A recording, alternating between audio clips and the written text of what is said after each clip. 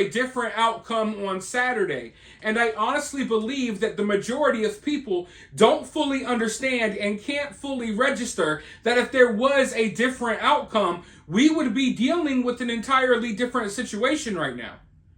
You all would not be at home watching YouTube videos and live streams and updates about the situation. No, the entire country would have been thrusted into chaos and would have probably been on the brink of collapse by now. And if America collapses, so does half of the rest of the world, because half of the rest of the world, they rely on us to prop them up. Hell, portions of the world rely on the very thought of what America used to be. If America crumbles, half of the world goes with it. And our enemies are patiently waiting for something like that to happen. Lord knows the type of chaos that would have broken out. And I'm not just talking about chaos in city streets in America. Our enemies would have made moves on their enemies. Our enemies may have made moves on us. We would just be... It would be an entirely different world right now. Not a different country, an entirely different world. But like I said, we were about this close.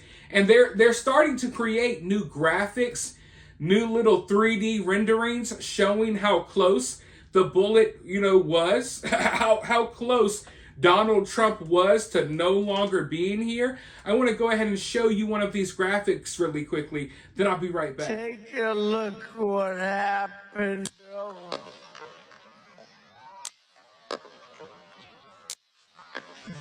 Take a look what happened.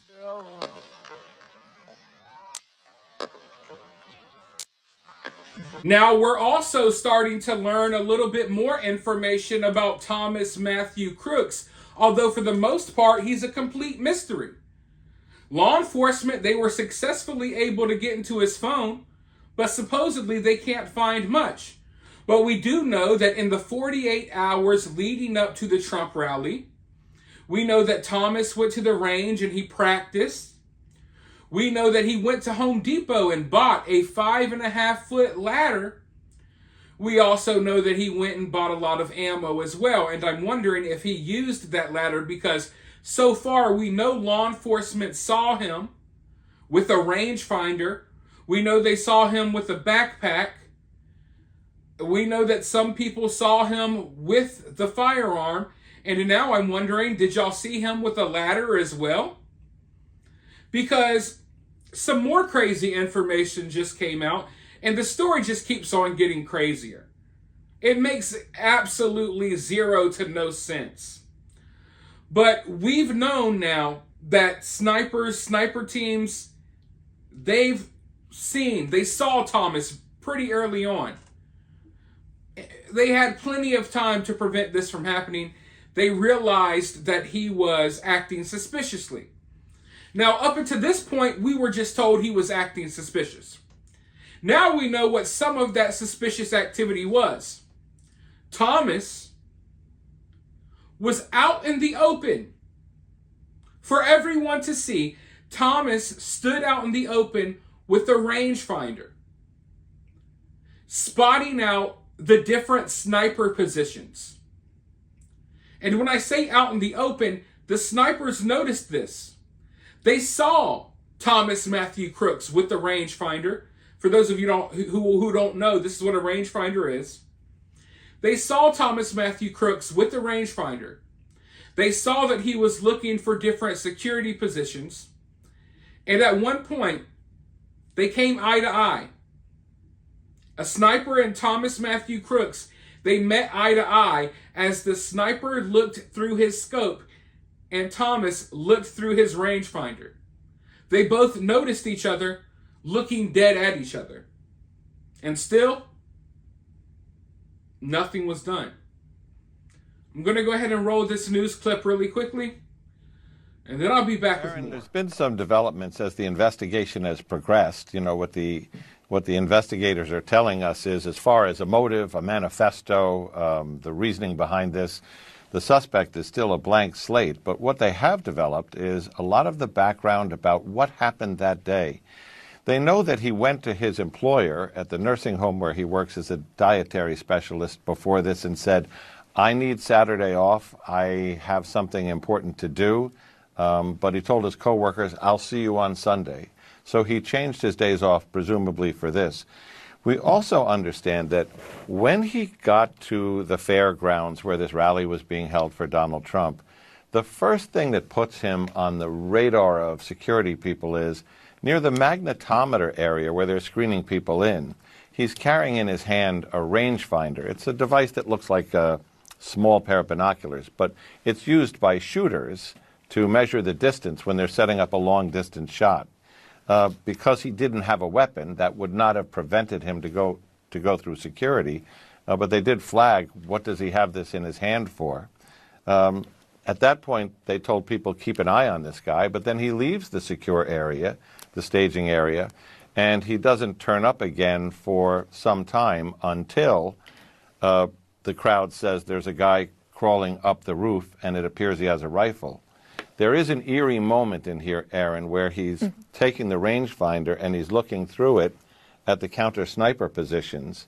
And one of the counter sniper positions is looking at him through the scope. At this point, there's not a gun in the picture, as I understand it, but they're saying he's looking at us, looking at him. Then when people alert the police and they try to come up the ladder to get him, and he confronts them with the AR-15 gun, they dive for cover. And then a moment later, he opens fire.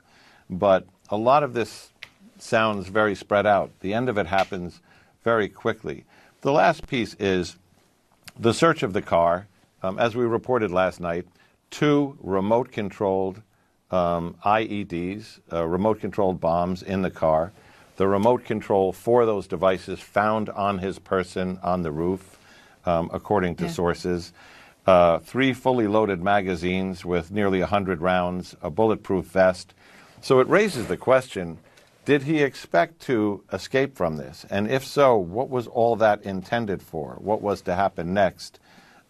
Questions that are still open in the minds of these investigators. Basically, we're now at the part of the story, and we see this every time.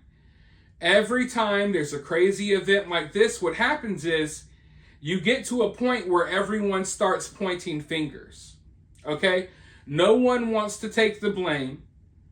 And basically what happens is they point fingers, they divert attention here, then they divert attention there. They want you to divert your anger here, divert your anger there. It's kind of like that Spider-Man meme. You're just pointing at each other even though you're the same. So the Secret Service is blaming local law enforcement. Local law enforcement is blaming the Secret Service. Everyone, is blaming someone. And we're at that point where some people are getting lost in the sauce. And I don't want that to happen because I've just seen so many situations like this where the blame just gets spread everywhere. And before you know it, no one gets held accountable. That's how this stuff does. That's how this stuff goes. They point the fingers at each other. They blame each other, cause a lot of confusion and drama. And then in the long run, when the dust settles, no one's held accountable. And I don't think anyone's going to be held accountable for the failures that happened on Saturday. I am not confident that they will be. But if you want to know who do I blame everyone. I blame everyone from local police department to the FBI, state police, Secret Service, any and everyone that was out there working security that day. Because we know that Secret Service saw him. We know that local law enforcement saw him. We know that different agencies noticed Thomas, took pictures of Thomas, and made phone calls about Thomas because of his behavior. There's no excuse as to why he was not stopped. The only excuse I can think of is that this was somehow kind of allowed to happen. But I think I've already said enough about how I feel about that. So you say what you want to say. Let me know how you feel down in the comments below. While you're down there, hit that thumbs up, hit that subscribe, ring that notification bell. And I'll be talking to you all very soon in the next one.